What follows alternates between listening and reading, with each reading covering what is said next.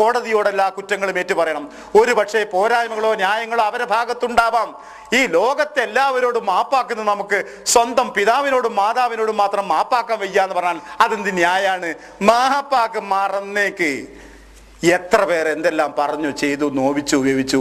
എവിടെയാ നമ്മളെ കൽബിലൊക്കെ? പുതിയൊരു നോവ് വരുമ്പോ പഴയ നോവ് മറന്നു, പുതിയ നൊമ്പരം വന്നപ്പോ പഴയ നൊമ്പരം മറന്നു. അല്ലേ? അതാണ് ജീവിതം. അല്ലാണ്ട് ഈ ജീവിതത്തിൽ ഒരു നിലനിൽപ്പുണ്ടോ?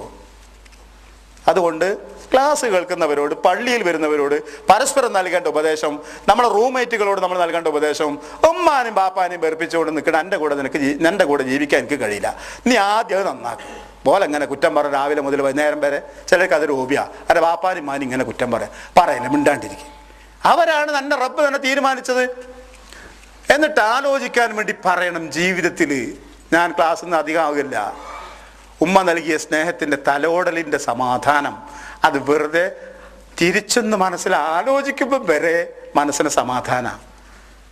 ഞാനൊക്കെ അനുഭവിച്ച എൻ്റെ ജീവിതത്തിൽ ഒരുപാട്, എനിക്കുള്ള എല്ലാവർക്കും പറയാനുണ്ടാവും, ഞാൻ എൻ്റെത് മാത്രം പറയുന്നില്ല. എല്ലാ വിഷമഘട്ടങ്ങളിലും ഒരു ടെലിഫോണിലൂടെ ഒരു പക്ഷേ ഒരു വലിയ പരിഹാരം കാണും. മതപരമായ വിഷയങ്ങളെ പറ്റിയൊക്കെ അറിയാവുന്ന ഒരു വലിയ മനുഷ്യനായിരുന്നു എൻ്റെ പിതാവ്. പലപ്പോഴും പലതും അന്വേഷിച്ച് ബേജാറോടെത്തുമ്പോൾ, നീ എന്താണ് ഈ പറയുന്നത്, എന്നെ ഭാഗം എടുത്ത് നോക്ക്, അതിൻ്റെ അടുത്ത് എന്നെ പറഞ്ഞില്ലേ, ഇങ്ങനെയല്ലേ. എന്തോ ഒരാശ്വാസമാണ് ലഭിച്ചത് സുബ്ഹാനല്ലാഹ് മാതാപിതാക്കളിൽ നിന്ന്. അത് നഷ്ടപ്പെട്ടപ്പോൾ ഒരു വലിയ ശൂന്യതയാണ് അവിടെയുള്ള ആ ഭാഗത്തുള്ളത്. ഇതെല്ലാവരും എത്തിയിട്ടുണ്ട്. നമ്മളത് ബലവെക്കാഞ്ഞിട്ടാ, നമ്മളത് ആലോചിക്കാഞ്ഞിട്ടാ. ഉമ്മാൻ്റെ ഒരു തൊടലിന്, ഉമ്മ ഉണ്ടാക്കി തരുന്നൊരു ഭക്ഷണത്തിന്, ഉമ്മ ഉണ്ടാക്കുന്നൊരു വാക്കിന് എന്ത് ബേജാറും. ഈ എന്താ വെറുതെ ബേജാറാണ്? കുട്ടിയൊക്കെ അങ്ങനെയൊക്കെ തന്നെ ഉണ്ടാവും, സാരല്ല, അത് കഴിഞ്ഞു.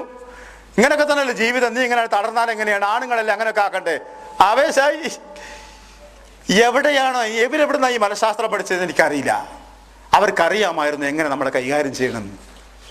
അപ്പം അതുകൊണ്ട് അവരോട് എന്നിട്ട് കൂടുതൽ നന്മകൾ അവർക്ക് വേണ്ടി ചെയ്യാൻ വേണ്ടി ശ്രമിക്കുക. എത്ര ചെയ്തിട്ടും മതി വരാത്ത വിധം. അവർ യാത്ര ഒന്നും പോയില്ലേ, കൂട്ടിക്കൊണ്ടുള്ള കോലത്തിലൊരു കഅബയും ഒരു ഹറമൊക്കെ ഒന്ന് കാണിച്ചു കൊടുക്കുക, സന്തോഷവരായി പോവട്ടെ. അവർ ഒരു ഹജ്ജിന് പറ്റുമെങ്കിൽ ഹജ്ജിന് വരട്ടെ. നിങ്ങളിവിടെ താമസിക്കുമ്പോൾ നിങ്ങൾ ഉപ്പാനിമ്മാനെ ഇടക്കൊന്ന് കൊണ്ടുവരാൻ പറ്റുമെങ്കിൽ കൊണ്ടുപോവാ, കാണട്ടെ അവരിവിടെയൊക്കെ. ദുനിയാവ് ഇതൊക്കെയാണെന്ന് അറിയട്ടെ അവരൊക്കെ. ആലോചിക്കുക എന്ത് നന്മ അവർക്ക് വേണ്ടി ചെയ്യാൻ പറ്റുമെന്ന്. മറ്റൊരു കാര്യമുള്ള എന്താന്ന് പറഞ്ഞാൽ, പിന്നെ മരണപ്പെട്ടു പോയോ എങ്കിൽ എന്ത് അവസ്ഥയിലാണ് അവർ മരിച്ചു പോയത് അത് ഞാൻ വിശദീകരിക്കുന്നില്ല, നിങ്ങൾക്കാണറിയാം. എന്തായിരുന്നാലും ശരി, അവർക്ക് വേണ്ടി പ്രാർത്ഥിച്ചു കൊണ്ടേയിരിക്കുക, പുറത്തു തരാൻ വേണ്ടി പ്രാർത്ഥിച്ചു കൊണ്ടേയിരിക്കുക. അവർക്ക് എന്ത് നന്മകൾ ചെയ്യാൻ സാധിക്കുമെന്നത് ആലോചിച്ചു കൊണ്ടേയിരിക്കുക, ചെയ്യുകയും ചെയ്യുക. വഖഫ് ചെയ്യാൻ പറ്റും അവർക്ക് വേണ്ടി. 5 സെന്റ് ഭൂമി, ഇതിന്റെ പ്രതിഫലം എൻ്റെ വാപ്പാക്കിയിരിക്കട്ടെ. 5 സെന്റ് ഭൂമി വഖഫ് ചെയ്യുന്നു അള്ളാഹുവിന്റെ മാർഗത്തിൽ, ഇതിന്റെ പ്രതിഫലം എൻ്റെ ഉമ്മാക്കിയിരിക്കട്ടെ. അങ്ങനെ പ്രാർത്ഥിച്ചുകൊണ്ടും കർമ്മങ്ങൾ ചെയ്തുകൊണ്ടും ദാനങ്ങൾ അധികരിപ്പിച്ചുകൊണ്ടും. നിങ്ങൾ ആലോചിച്ച് നോക്കിയിരിക്കുന്നവരിൽ എത്ര പേര് ഈ കഴിഞ്ഞൊരു മാസത്തിൻ്റെ ഇടയിൽ ഉമ്മാക്ക് വേണ്ടി വല്ലതും ദാനം ചെയ്തിട്ടുണ്ടാവും? ഉണ്ടാവില്ല. ആഗ്രഹം അശ്രദ്ധമാവുന്നു. അല്ല, ഞാൻ ഈ ചെയ്തതിൻ്റെ പ്രതിഫലം എൻ്റെ ഉമ്മാൻ്റെ പേരിലാണ്. അത് നിങ്ങളുടെ മനസ്സിൽ നീയത്തുണ്ടായാച്ചാൽ മതി. കൊടുത്തുകൊണ്ടേ പ്രാർത്ഥിച്ചുകൊണ്ടേയിരിക്കുക. അവരെ കബറിടം സ്വർഗമാവണം, അവരെ തെറ്റുകൾ പൊറുക്കപ്പെടണം എന്ന പ്രാർത്ഥന അധികരിപ്പിച്ചുകൊണ്ടേയിരിക്കാന്നർത്ഥം. ആശ ചെയ്തുകൊണ്ടേയിരിക്കാന്നർത്ഥം. മൂന്നാമതായുള്ളൊരു കാര്യം എന്താന്ന് പറഞ്ഞാൽ, അവരെ പരലോകം രക്ഷപ്പെടണം. നമ്മുടെ ജീവിച്ചിരിക്കുന്ന മാതാപിതാക്കളുടെയും മരിച്ചവരുടെയും. മരണപ്പെട്ടവരോട് നമുക്കിന്ന് പറയാൻ അവസരമില്ല. ജീവിച്ചിരിക്കുന്ന മാതാപിതാക്കന്മാർ പടച്ചോൻ വെറുക്കുന്ന വൻ പാപമായി എണ്ണിയ ആ തെറ്റിൽ നിന്ന് പശ്ചാത്തപിക്കാതെ മരണപ്പെട്ടു പോയാൽ പടച്ചവൻ പുറത്തു കൊടുക്കില്ല എന്ന് പറഞ്ഞ ശിർക്ക് എന്ന പാപം ചെയ്തിട്ടാണോ മരിച്ചു പോകാൻ ഇടവരുന്നത്? നിങ്ങൾ പഠിച്ചല്ലോ. അത് നിങ്ങളെ വാപ്പാൻ്റെ അടുത്തുണ്ടെങ്കിൽ സ്നേഹ ബഹുമാന ആദരവുകൾ മുഴുവൻ, കാരുണ്യവും മുഴുവൻ മനസ്സിൽ നിറച്ചു വെച്ച് വാക്കുകൾ തെരഞ്ഞെടുത്ത് ഉപ്പാനെയും മാനി ആ അബദ്ധത്തിൽ നിന്നുമെല്ലാം നീക്കിക്കൊണ്ടിരണം. ഉമ്മ ബദരീങ്ങളെ വിളിച്ച് മരിച്ചു പോകേണ്ടി വരുത്, മൊയ്തീൻ ശേഖനെ വിളിച്ച് മരിച്ചു പോകേണ്ടി വരുത്, അല്ലല്ലാത്തവരെ വിളിച്ച് പ്രാർത്ഥിച്ച് മരിച്ചു പോകേണ്ടി വരുത്. ഉമ്മാനോട് വേറെ ഉമ്മ പള്ളിക്കും വരണ്ട, ഉമ്മ അങ്ങോട്ടും വരണ്ട, ഒന്നും വരണ്ട, അതൊക്കെ ഉമ്മാൻ്റെ ഇഷ്ടം, ഇനി വേണമെങ്കിൽ ചെയ്താൽ മതി. പക്ഷെ ഉമ്മ അല്ലല്ലാത്ത ഒരാളെ വിളിച്ചു തേടി പ്രാർത്ഥിച്ചു പോവേണ്ട ഒരവസ്ഥ, അതിനെപ്പറ്റി ഉറക്കൊഴിയണം. നമ്മൾ ആലോചിക്കണം, എങ്ങനെ എൻ്റെ ഉമ്മാനെ നീന്ന് മാറ്റാൻ കഴിയും, എങ്ങനെ എൻ്റെ ഉപ്പാനെ നീന്ന് മാറ്റാൻ കഴിയും? അവിടെ ധിക്കാരത്തിനൊന്നും അതില്ല. സ്നേഹപൂർവ്വം, ബഹുമാനപൂർവ്വം, ആശ്വാസപൂർവ്വം ഖുർആൻ പറഞ്ഞെന്ന വിധത്തിലെ കാര്യങ്ങൾ പഠിച്ചിട്ട് അവർക്ക് മനസ്സിലാവും വിധത്തിൽ അവരെ കൊണ്ടുപോയി പഠിപ്പിക്കുക, മനസ്സിലാക്കി കൊടുക്കുക. ചിലപ്പോൾ അവരൊരു ജാറത്തിലൊക്കെ കൊണ്ടേക്ക് അടിച്ചാൽ അവർക്ക് മനസ്സിലാവും, ഇതാണോ ഉപ്പ ഈ സ്വർഗം, പിന്നെ ഇസ്ലാം എന്ന് പറഞ്ഞാൽ.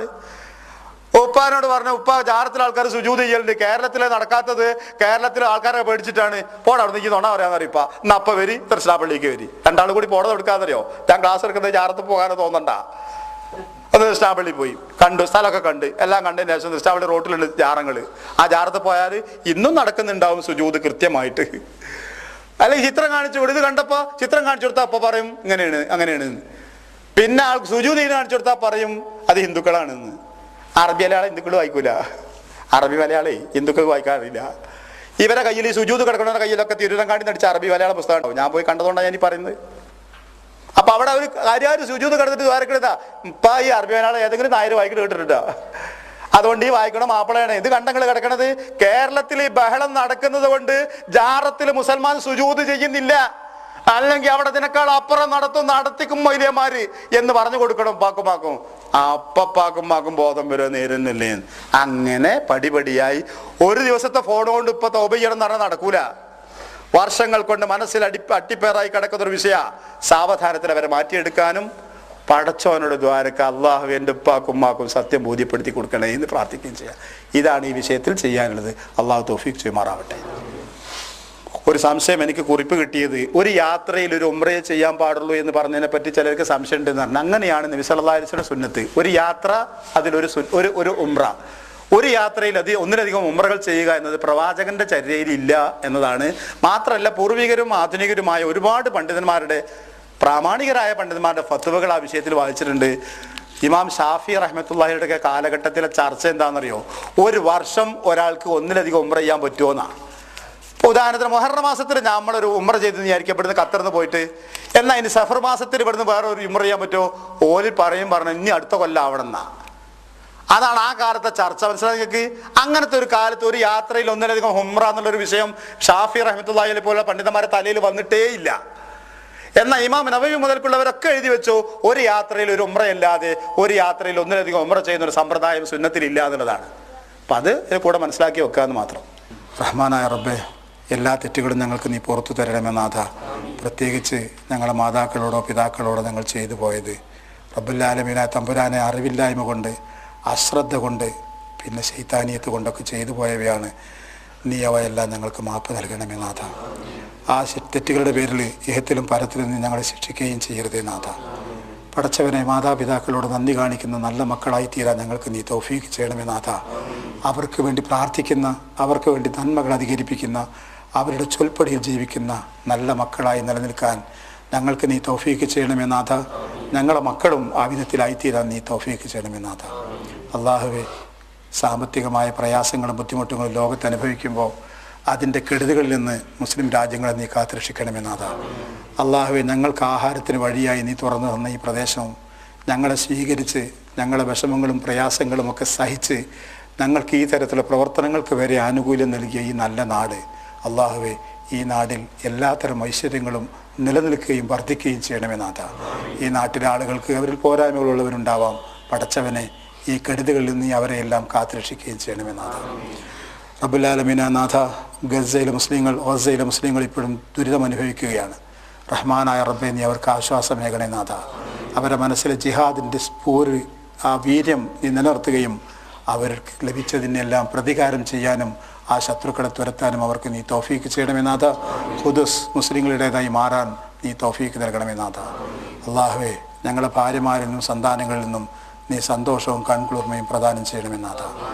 അള്ളാഹുവേ റബ്ബുൽ ആലമീനായ നാഥ, ഞങ്ങളിൽ പലരുടെയും മാതാപിതാക്കളെ ഓർമ്മകൾ തന്നിട്ട് തിരിച്ചുപോയി, അവർ സ്നേഹവും തന്ന് തിരിച്ചുപോയി, അവർ ബർസഖിൽ ജീവിക്കുകയാണ്. റബ്ബുൽ ആലമീനായ നാഥ, അവരെ ബർസഖ് നീ ഒരു സ്വർഗമാക്കി മാറ്റണേ നാഥ. അവിടെ നീ വിശാലത നൽകണേ നാഥ, വെളിച്ചം നൽകണേ നാഥ. അവരെ സർവ്വ തെറ്റുകളും നീ പുറത്തു കൊടുക്കണേ നാഥ. മഹ്ശറയിൽ അവരുമായി സന്ധിക്കാൻ എൻ്റെ അർശൻ്റെ തണൽ കിട്ടുന്ന ഭാഗ്യവാന്മാരുടെ കൂട്ടത്തിൽ, വലം കയ്യിൽ ഗ്രന്ഥം കിട്ടുന്നവരുടെ കൂട്ടത്തിൽ ഞങ്ങളുടെ എല്ലാ മാതാപിതാക്കളും ഉണ്ടാവണമേ നാഥ. ദുനിയാവിൽ ജീവിച്ച് ഭാഗ്യം പൂതി തീരാത്തവരാ ഞങ്ങളൊക്കെ മാതാപിതാക്കളോടൊപ്പം. അള്ളാഹുവേ, ആ ബാക്കി വന്ന ജീവിതം സ്വർഗത്തിൽ പൂർത്തീകരിക്കാൻ ഞങ്ങൾക്ക് നീ തൗഫീക്ക് ചെയ്യണമേ നാഥ. ഇലാഹി, ജീവിച്ചിരിക്കുന്ന ഞങ്ങളുടെ മാതാപിതാക്കൾക്ക് നീ ആരോഗ്യവും ആശ്വാസവും സമാധാനവും നൽകണമേ നാഥ. അവരാവശ്യമുള്ളൊരു സമയത്ത് അവരെ ചാരത്തണയാൻ, അവർക്ക് വേണ്ട ഒത്താശകൾ ചെയ്യാൻ ഞങ്ങൾക്ക് നീ തൗഫീക്ക് നൽകണമേ നാഥ. ഇലാഹി, ഒരു കാരണവശാലും അവർ വെറുക്കുന്ന നിർഭാഗ്യവാന്മാരിൽ ഞങ്ങൾ പെടരുതേ നാഥ. അവരോട് കയർത്ത് സംസാരിക്കുന്നവർ ഞങ്ങൾ ഉണ്ടാവരുതേ നാഥ. അവരെ സ്വീകരിക്കുന്ന, അവരെ സ്നേഹിക്കുന്ന നല്ലവരായ മക്കളായി നിലനിൽക്കാൻ ഞങ്ങൾക്ക് നീ തൗഫീക്ക് ചെയ്യണമേ നാഥ. അള്ളാഹുവേ, ഞങ്ങൾക്ക് അവർ നന്മകൾ ചൊരിഞ്ഞതുപോലെ തിരിച്ച് നീ അവർക്കും എല്ലാ നന്മകളും ഇഹത്തിലും പരത്തിലും ധാരാളമായി നൽകുകയും ചെയ്യണമേ നാഥ. اللهم اعز الاسلام والمسلمين واذل الشرك والمشركين اللهم الف بين قلوب المؤمنين ربنا لا تجعلنا فتنة للذين كفروا واغفر لنا ربنا انك انت العزيز الحكيم ربنا آتنا في الدنيا حسنة وفي الآخرة حسنة وقنا عذاب النار آمين برحمتك يا أرحم الراحمين وصلى الله على سيدنا محمد.